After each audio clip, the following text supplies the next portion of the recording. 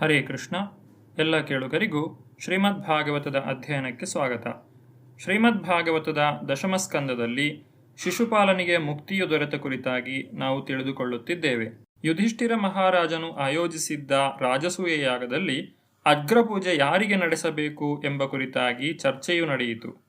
ಅಗ್ರಪೂಜೆಗೆ ಪರಿಪೂರ್ಣನಾಗಿ ಅರ್ಹನಾದವನು ಎಂದು ಕೆಲವರು ಒಬ್ಬನ ಹೆಸರನ್ನು ಹೇಳಿದರೆ, ಇನ್ನೊಬ್ಬರು ಮತ್ತೊಬ್ಬನ ಹೆಸರನ್ನು ಹೇಳುತ್ತಿದ್ದರು. ವಿಷಯವು ಇತ್ಯರ್ಥವಾಗದೆ ಉಳಿದಾಗ ಸಹದೇವನು ಶ್ರೀಕೃಷ್ಣನ ಪರವಾಗಿ ಮಾತನಾಡಲು ಪ್ರಾರಂಭಿಸಿದನು. ಯಾರೂ ಆಕ್ಷೇಪಿಸಬಾರದು. ಬೇರಿಗೆ ನೀರೆರೆದರೆ ರೆಂಬೆಗಳು, ಕುಡಿಗಳು, ಎಲೆಗಳು ಮತ್ತು ಹೂವುಗಳಿಗೆ ನೀರೆರೆಯುವುದು ತಂತಾನೇ ಆಗಿಬಿಡುವಂತೆ, ಅಥವಾ ಹೊಟ್ಟೆಗೆ ಆಹಾರವನ್ನು ಕೊಟ್ಟರೆ ದೇಹದ ಎಲ್ಲ ಭಾಗಗಳ ಪುಷ್ಟಿಯೂ ಜೀವದ್ರವ್ಯ ಪರಿಣಾಮವೂ ತಾವಾಗಿಯೇ ಆಗುವಂತೆ ಕೃಷ್ಣನಿಗೆ ಅಗ್ರಪೂಜೆ ಮಾಡುವುದರಿಂದ ಮಹಾನ್ ದೇವತೆಗಳೂ ಸೇರಿದಂತೆ ಇಲ್ಲಿ ನೆರೆದಿರುವ ಎಲ್ಲರಿಗೂ ತೃಪ್ತಿಯಾಗುತ್ತದೆ. ಯಾರಿಗಾದರೂ ದಾನ ಮಾಡುವ ಬುದ್ಧಿ ಇದ್ದರೆ ಮನುಷ್ಯನ ದೇಹ ಅಥವಾ ವ್ಯಕ್ತಿತ್ವಗಳನ್ನು ಪರಿಗಣಿಸದೆ ಎಲ್ಲರಲ್ಲಿ ಪರಮಾತ್ಮನಾಗಿರುವ ಶ್ರೀಕೃಷ್ಣನಿಗೆ ದಾನ ನೀಡುವುದು ಒಳ್ಳೆಯದು. ಜೀವವಿರುವ ಎಲ್ಲದರಲ್ಲಿಯೂ ಶ್ರೀಕೃಷ್ಣನು ಪರಮಾತ್ಮನಾಗಿ ಇದ್ದಾನೆ. ಆದ್ದರಿಂದ ನಾವು ಅವನನ್ನು ಸುಪ್ರೀತಗೊಳಿಸಿದರೆ ತಾವಾಗಿಯೇ ಜೀವವಿರುವ ಎಲ್ಲ ಪ್ರಾಣಿಗಳು ತೃಪ್ತರಾಗುತ್ತಾರೆ. ಸಹದೇವನು ಭಾಗ್ಯಶಾಲಿ. ಅವನಿಗೆ ಶ್ರೀಕೃಷ್ಣನ ಮಹಿಮೆಗಳೆಲ್ಲವೂ ತಿಳಿದಿದ್ದವು. ಅವುಗಳನ್ನು ಸಂಗ್ರಹವಾಗಿ ಹೇಳಿ ಮಾತನ್ನು ನಿಲ್ಲಿಸಿದನು.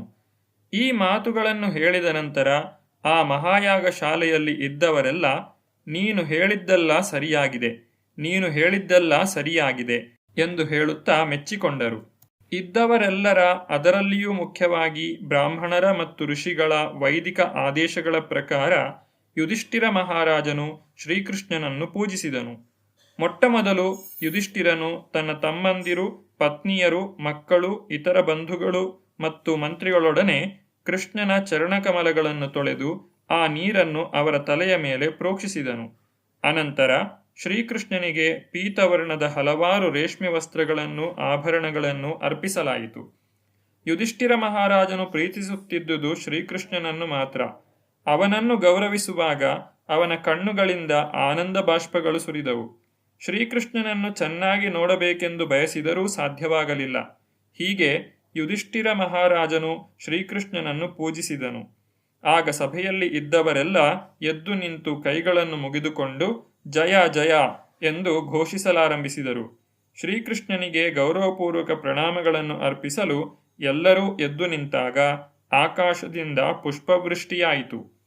ಆ ಸಭೆಯಲ್ಲಿ ಶಿಶುಪಾಲನಿದ್ದನು. ಅವನು ತಾನು ಕೃಷ್ಣನ ಶತ್ರು ಎಂದು ಬಹಿರಂಗವಾಗಿ ಹೇಳಿಕೊಂಡಿದ್ದನು. ಅವನ ಹಗೆತನಕ್ಕೆ ಹಲವಾರು ಕಾರಣಗಳಿದ್ದವು. ಮುಖ್ಯವಾದದ್ದು ವಿವಾಹದ ಸಮಯದಲ್ಲಿ ಶ್ರೀಕೃಷ್ಣನು ರುಕ್ಮಿಣಿಯನ್ನು ಅಪಹರಿಸಿದ್ದು. ಆದ್ದರಿಂದ ಕೃಷ್ಣನಿಗೆ ಇಂತಹ ಗೌರವವು ಸಂದು ಅವನ ಮಹಿಮೆಗಳನ್ನು ಹಾಡಿದ್ದನ್ನು ಅವನಿಗೆ ತಡೆಯಲಾಗಲಿಲ್ಲ. ಪ್ರಭುವಿನ ಮಹಿಮೆಗಳನ್ನು ಕೇಳಿ ಸಂತೋಷ ಪಡುವುದರ ಬದಲು ಅವನು ಬಹಳ ಸಿಟ್ಟು ಮಾಡಿಕೊಂಡನು. ಎಲ್ಲರೂ ಎದ್ದು ನಿಂತು ಶ್ರೀಕೃಷ್ಣನನ್ನು ಗೌರವಿಸಿದಾಗ ಶಿಶುಪಾಲನು ತನ್ನ ಪೀಠದಲ್ಲಿಯೇ ಕುಳಿತಿದ್ದನು. ಆದರೆ ಶ್ರೀಕೃಷ್ಣನಿಗೆ ಗೌರವವನ್ನು ಸಲ್ಲಿಸಿದಾಗ ಶಿಶುಪಾಲನು ಕೈಯನ್ನೆತ್ತಿ ಶ್ರೀಕೃಷ್ಣನ ವಿರುದ್ಧವಾಗಿ ಬಲವಾದ ಭಾಷೆಯನ್ನು ಬಳಸಿ ನಿರ್ಭಯವಾಗಿ ಮಾತನಾಡಲು ಪ್ರಾರಂಭಿಸಿದನು. ಶ್ರೀಕೃಷ್ಣನಿಗೂ ಸ್ಪಷ್ಟವಾಗಿ ಕೇಳುವಂತೆ ಅವನು ಮಾತನಾಡಿದನು. ಮಹಿಳೆಯರೇ ಮತ್ತು ಮಹನೀಯರೇ, ಕಾಲ ಒಂದೇ ಮುಖ್ಯವಾದ ಅಂಶ ಎಂದು ಹೇಳುವ ವೇದಗಳ ಮಾತನ್ನು ನಾನೀಗ ಅರ್ಥ ಮಾಡಿಕೊಳ್ಳಬಲ್ಲೆ. ತಡೆಯಲು ಏನೆಲ್ಲ ಪ್ರಯತ್ನಗಳನ್ನು ಮಾಡಿದರೂ ಕಾಲದ ಅಂಶವು ವಿರೋಧವಿಲ್ಲದೆ ತನ್ನ ಯೋಜನೆಗಳನ್ನು ನಡೆಸುತ್ತದೆ. ಉದಾಹರಣೆಗೆ, ಒಬ್ಬ ಮನುಷ್ಯನು ಬದುಕಿರಲು ತನ್ನಿಂದಾದ ಪ್ರಯತ್ನವನ್ನೆಲ್ಲ ಮಾಡಬಹುದು. ಆದರೆ ಸಾವಿನ ಸಮಯ ಬಂದಾಗ ಯಾರೂ ಅದನ್ನು ತಡೆಯಲಾರರು. ಈ ಸಭೆಯಲ್ಲಿ ಶ್ರೇಷ್ಠರಾದವರು ಹಲವು ಮಂದಿ ಇದ್ದರೂ ಕಾಲದ ಪ್ರಭಾವ ಎಷ್ಟೆಂದರೆ, ಶ್ರೀಕೃಷ್ಣನ ವಿಷಯವಾಗಿ ಒಬ್ಬ ಹುಡುಗನು ಬುದ್ಧಿಯಿಲ್ಲದೆ ಹೇಳಿದ ಮಾತುಗಳಿಂದ ಅವರು ಹಾದಿ ತಪ್ಪಿದ್ದಾರೆ ಎನ್ನುವುದನ್ನು ಕಾಣುತ್ತಿದ್ದೇವೆ. ಹಲವರು ಪ್ರಾಜ್ಞರಾದ ಋಷಿಗಳು ಮತ್ತು ಹಿರಿಯರು ಇಲ್ಲಿದ್ದಾರೆ. ಆದರೆ ಅವರೆಲ್ಲರೂ ಮೂರ್ಖ ಹುಡುಗನೊಬ್ಬನ ಮಾತನ್ನು ಒಪ್ಪಿದ್ದಾರೆ ಎಂದರೆ ಕಾಲದ ಪ್ರಭಾವದಿಂದ ಇಲ್ಲಿರುವ ಗೌರವಾನ್ವಿತ ಹಿರಿಯರ ಬುದ್ಧಿಯು ದಾರಿ ತಪ್ಪಬಹುದು ಎಂದಾಯಿತು. ಇಲ್ಲಿರುವ ಗೌರವಾನ್ವಿತರು ಅಗ್ರಪೂಜೆಯು ಯಾರಿಗೆ ಸಲ್ಲಬೇಕು ಎಂದು ತೀರ್ಮಾನಿಸಲು ಶಕ್ತರು ಎಂದು ನಾನು ಒಪ್ಪುತ್ತೇನೆ. ಆದರೆ ಕೃಷ್ಣನನ್ನು ಇಷ್ಟು ಹೊಗಳಿ ಅಗ್ರಪೂಜೆಯನ್ನು ಸ್ವೀಕರಿಸಲು ಅವನು ಅರ್ಹನು ಎಂದು ಸಹದೇವನಂತಹ ಹುಡುಗನು ಹೇಳಿದ್ದನ್ನು ನಾನು ಒಪ್ಪಲಾರೆ. ಮಹಾ ತಪಸ್ಸು ಮಾಡಿದವರು, ಶ್ರೇಷ್ಠ ವಿದ್ವಾಂಸರು, ಬಹುವಿರಕ್ತ ಜೀವನವನ್ನು ನಡೆಸಿದವರು, ಇಂತಹವರು ಈ ಸಭೆಯಲ್ಲಿ ಇದ್ದಾರೆ ಎನ್ನುವುದನ್ನು ನಾನು ನೋಡುತ್ತಿದ್ದೇನೆ. ತಮ್ಮ ಜ್ಞಾನ ಮತ್ತು ಮಾರ್ಗದರ್ಶನಗಳಿಂದ ಅವರು ಭೌತಿಕ ಜೀವನದ ಯಾತನೆಗಳನ್ನು ಅನುಭವಿಸುತ್ತಿರುವವರನ್ನು ಉದ್ಧಾರ ಮಾಡಬಲ್ಲರು. ಮಿತಿಯಿಲ್ಲದ ಜ್ಞಾನವನ್ನು ಸಂಪಾದಿಸಿರುವ ಋಷಿಗಳು ಇಲ್ಲಿದ್ದಾರೆ. ಆತ್ಮಸಾಕ್ಷಾತ್ಕಾರವನ್ನು ಸಾಧಿಸಿದವರು ಬ್ರಾಹ್ಮಣರು ಇಲ್ಲಿ ಇದ್ದಾರೆ. ಅಗ್ರಪೂಜೆಗೆ ಅವರಲ್ಲಿ ಯಾರನ್ನಾದರೂ ಆರಿಸಬಹುದಾಗಿತ್ತು. ಅವರು ಶ್ರೇಷ್ಠ ದೇವತೆಗಳಿಗೂ ರಾಜರುಗಳಿಗೂ ಚಕ್ರವರ್ತಿಗಳಿಗೂ ಪೂಜ್ಯರು ಎಂದು ನನ್ನ ಅಭಿಮತ. ಈ ಇತರ ಮಹಾನುಭಾವರನ್ನೆಲ್ಲ ಬದಿಗೊತ್ತಿ ಈ ಗೊಲ್ಲ ಹುಡುಗ ಕೃಷ್ಣನನ್ನು ನೀವು ಹೇಗೆ ಆರಿಸಿದಿರಿ ಎಂದು ನನಗೆ ಅರ್ಥವಾಗುತ್ತಿಲ್ಲ. ಕೃಷ್ಣನು ಒಂದು ಕಾಗೆಗಿಂತ ಉತ್ತಮನೇನಲ್ಲ ಎಂದು ನನ್ನ ಅನಿಸಿಕೆ. ಅವನು ಈ ಮಹಾಯಾಗದಲ್ಲಿ ಅಗ್ರಪೂಜೆಯನ್ನು ಸ್ವೀಕರಿಸಲು ಹೇಗೆ ಅರ್ಹನು? ಕೃಷ್ಣನ ಜಾತಿ ಯಾವುದು, ವೃತ್ತಿ ಯಾವುದು ಎನ್ನುವುದನ್ನು ಸಹ ತಿಳಿದುಕೊಳ್ಳಲು ನಮಗೆ ಸಾಧ್ಯವಿಲ್ಲ. ವಾಸ್ತವವಾಗಿ ಕೃಷ್ಣನು ಯಾವ ಜಾತಿಗೂ ಸೇರಿದವನಲ್ಲ. ಅವನು ಯಾವ ವೃತ್ತಿಯನ್ನೂ ಅನುಸರಿಸಬೇಕಾಗಿಲ್ಲ. ಪರಮಪ್ರಭುವು ತನ್ನ ನಿಗದಿತ ವೃತ್ತಿಯನ್ನು ಮಾಡಬೇಕಾಗಿಲ್ಲ ಎಂದು ವೇದಗಳಲ್ಲಿ ಹೇಳಿದೆ. ಅವನ ಪರವಾಗಿ ಮಾಡಬೇಕಾದದ್ದನ್ನೆಲ್ಲ ಅವನ ವಿವಿಧ ಶಕ್ತಿಗಳು ಮಾಡುತ್ತವೆ. ಶಿಶುಪಾಲನು ಮುಂದುವರಿದು ಹೀಗೆ ಹೇಳಿದನು: ಕೃಷ್ಣನು ಉನ್ನತ ಕುಟುಂಬಕ್ಕೆ ಸೇರಿದವನಲ್ಲ. ಅವನು ಎಷ್ಟು ಸ್ವತಂತ್ರನೆಂದರೆ ಅವನ ಧಾರ್ಮಿಕ ತತ್ವಗಳು ಯಾವುವು ಎಂದು ಯಾರಿಗೂ ತಿಳಿಯದು. ಅವನು ಧಾರ್ಮಿಕ ತತ್ವಗಳ ವ್ಯಾಪ್ತಿಯನ್ನು ಮೀರಿದವನು ಎಂದು ಕಾಣುತ್ತದೆ. ವೇದಗಳ ಆದೇಶಗಳನ್ನು ಮತ್ತು ನಿಯಂತ್ರಕ ತತ್ವಗಳನ್ನು ಲಕ್ಷಿಸದೆ ಅವನು ತನ್ನ ಮನಬಂದಂತೆ ವರ್ತಿಸುತ್ತಾನೆ. ಆದ್ದರಿಂದ ಅವನಲ್ಲಿ ಒಳ್ಳೆಯ ಗುಣಗಳೇ ಇಲ್ಲ. ಕೃಷ್ಣನು ವೇದಗಳ ಆದೇಶದ ವ್ಯಾಪ್ತಿಯಲ್ಲಿ ಇಲ್ಲ ಎಂದು ಹೇಳಿ ಶಿಶುಪಾಲನು ಪರೋಕ್ಷವಾಗಿ ಅವನನ್ನು ಹೊಗಳಿದನು. ಇದು ನಿಜವಾದ ಮಾತು. ಏಕೆಂದರೆ ಕೃಷ್ಣನು ದೇವೋತ್ತಮ ಪರಮಪುರುಷ. ಅವನಿಗೆ ಒಳ್ಳೆಯ ಗುಣಗಳಿಲ್ಲ ಎಂದರೆ ಅವನಿಗೆ ಭೌತಿಕ ಗುಣಗಳಿಲ್ಲ ಎಂದರ್ಥ. ಅವನು ದೇವೋತ್ತಮ ಪರಮಪುರುಷನಾದ್ದರಿಂದ ಸಂಪ್ರದಾಯಗಳನ್ನು, ಸಾಮಾಜಿಕ ಅಥವಾ ಧಾರ್ಮಿಕ ತತ್ವಗಳನ್ನು ಲಕ್ಷಿಸದೆ ಸ್ವತಂತ್ರವಾಗಿ ನಡೆದುಕೊಳ್ಳುತ್ತಾನೆ. ಶಿಶುಪಾಲನು ಹೀಗೆ ಮುಂದುವರಿಸಿದನು: ಇಂತಹ ಸನ್ನಿವೇಶದಲ್ಲಿ ಯಾಗದಲ್ಲಿ ಅಗ್ರಪೂಜೆಯನ್ನು ಸ್ವೀಕರಿಸಲು ಅವನಿಗೇನು ಯೋಗ್ಯತೆ? ಕೃಷ್ಣನು ಎಷ್ಟು ಮೂರ್ಖನೆಂದರೆ ವೈದಿಕ ಸಂಸ್ಕೃತಿಯನ್ನು ಅನುಸರಿಸುತ್ತಿದ್ದ ಬಹುದೊಡ್ಡವರು ವಾಸಿಸುತ್ತಿದ್ದ ಮಥುರಾನಗರವನ್ನು ಬಿಟ್ಟು ಸಮುದ್ರದಲ್ಲಿ ರಕ್ಷಣೆ ಪಡೆದಿದ್ದಾನೆ. ಎಲ್ಲರಿಗೆ ಕಾಣುವಂತೆ ಇರುವುದನ್ನು ಬಿಟ್ಟು ಅವನು ನೀರಿನೊಳಗೆ ಕೋಟೆಯನ್ನು ಕಟ್ಟಿಕೊಂಡು ವೇದಗಳ ಜ್ಞಾನದ ಮಾತೇ ಇಲ್ಲದ ವಾತಾವರಣದಲ್ಲಿ ವಾಸಿಸುತ್ತಿದ್ದಾನೆ.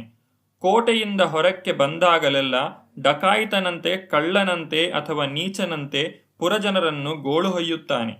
ಆ ಸಭೆಯಲ್ಲಿ ಅಗ್ರಪೂಜೆಯ ಗೌರವಕ್ಕೆ ಕೃಷ್ಣನನ್ನು ಆರಿಸಿದ್ದರಿಂದ ಶಿಶುಪಾಲನಿಗೆ ಹುಚ್ಚೇ ಹಿಡಿಯಿತು.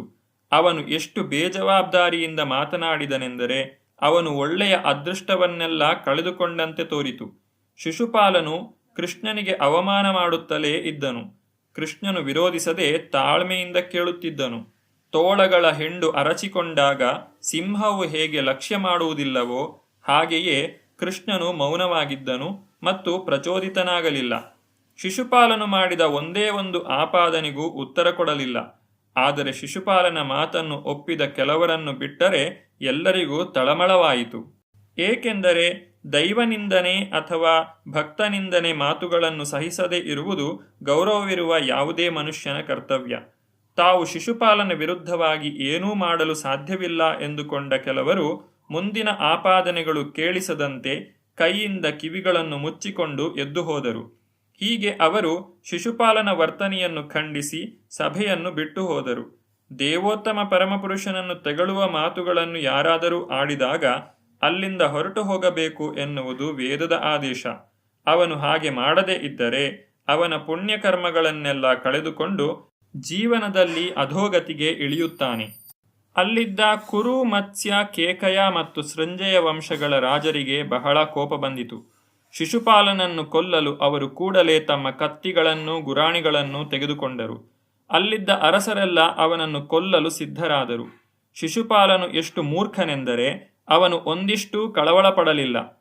ತನ್ನ ಮೂರ್ಖ ಮಾತುಗಳ ಸಾಧಕ ಬಾಧಕಗಳನ್ನು ಅವನು ಯೋಚಿಸಲೇ ಇಲ್ಲ. ರಾಜರೆಲ್ಲರೂ ಅವನನ್ನು ಕೊಲ್ಲಲು ಸಿದ್ಧರಾದಾಗ ತಡೆಯುವುದನ್ನು ಬಿಟ್ಟು ಅವರೊಡನೆ ಯುದ್ಧ ಮಾಡಲು ಕತ್ತಿಯನ್ನು, ಗುರಾಣಿಯನ್ನು ತೆಗೆದುಕೊಂಡನು. ಪವಿತ್ರವಾದ ರಾಜಸೂಯ ಯಜ್ಞಶಾಲೆಯಲ್ಲಿ ಅವರು ಹೋರಾಡಲು ಸಿದ್ಧರಾದದ್ದನ್ನು ಕಂಡ ಶ್ರೀಕೃಷ್ಣನು ತಾನೇ ಅವರಿಗೆ ಸಮಾಧಾನ ಮಾಡಿದನು. ತನ್ನ ಅವ್ಯಾಜ ಕರುಣೆಯಿಂದ ಶಿಶುಪಾಲನನ್ನು ಕೊಲ್ಲಲು ತೀರ್ಮಾನ ಮಾಡಿದನು. ಅವನ ಮೇಲೆ ಆಕ್ರಮಣ ಮಾಡುವುದರಲ್ಲಿದ್ದ ರಾಜರುಗಳನ್ನು ಶಿಶುಪಾಲನು ತೆಗಳುತ್ತಿದ್ದಾಗ ಶ್ರೀಕೃಷ್ಣನು ಕತ್ತಿಯ ಅಲುಗಿನಂತೆ ಹರಿತವಾಗಿದ್ದ ತನ್ನ ಚಕ್ರವನ್ನು ತೆಗೆದುಕೊಂಡು ಶಿಶುಪಾಲನ ರುಂಡವನ್ನು ಅವನ ಮುಂಡದಿಂದ ಬೇರೆ ಮಾಡಿದನು. ಶಿಶುಪಾಲನ ವಧೆಯಾದಾಗ ಅವನ ಬೆಂಬಲಿಗರು ಏನು ಮಾಡಿದರು ಎಂಬುದನ್ನು ನಾವು ಮುಂದಿನ ಸಂಚಿಕೆಯಲ್ಲಿ ನೋಡೋಣ. ಧನ್ಯವಾದಗಳು. ಹರೇ ಕೃಷ್ಣ.